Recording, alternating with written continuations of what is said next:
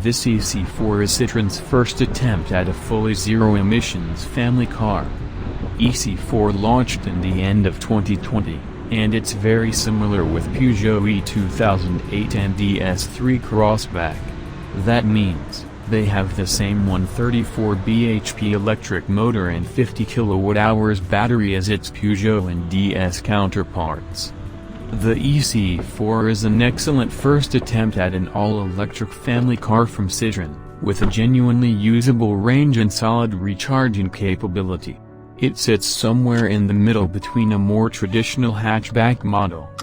All models come with LED headlights, 18-inch alloy wheels, a 10-inch infotainment system with smartphone connectivity, autonomous emergency braking, lane keep assist and dual-zone climate control.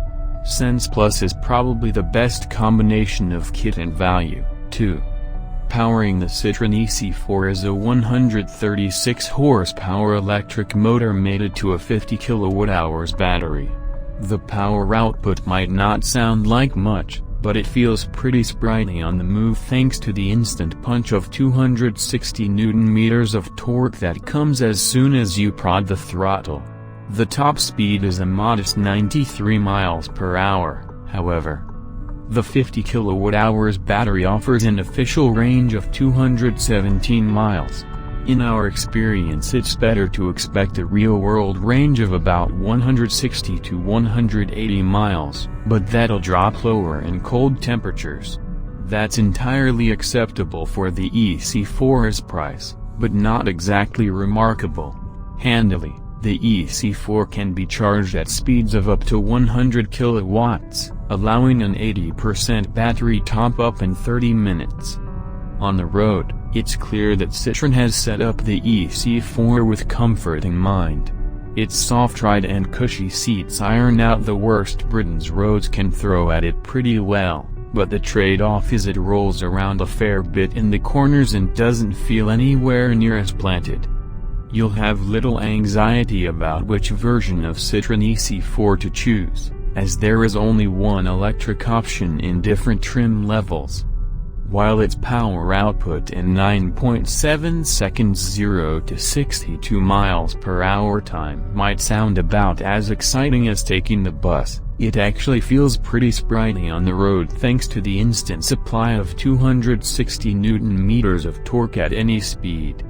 Charging to 80% on a 50 kWh public fast charger will take around 50 minutes, but the e-C4 comes with 100 kWh charging as standard. If you can find one, the time drops to 28 minutes.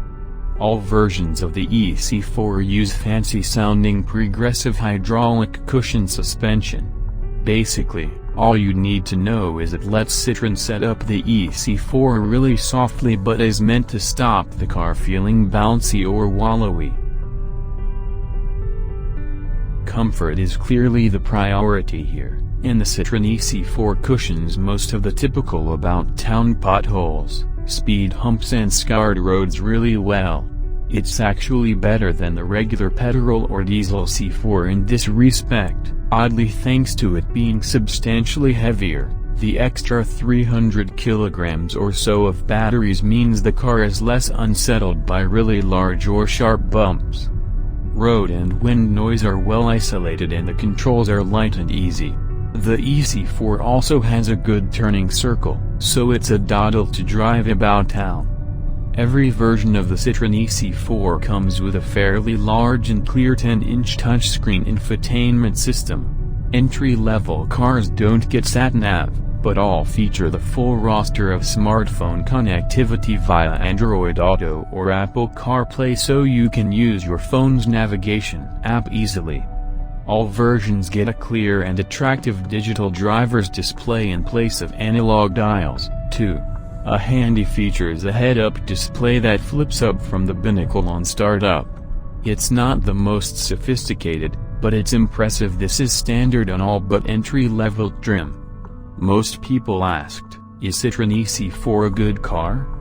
This is a car that does just that. It's an electric car and a coupe SUV, and you can't get more current than that. So if we compare it against other electric SUVs, like the Kia e-Niro and Peugeot e-2008, then e-C4 shares its underpinnings.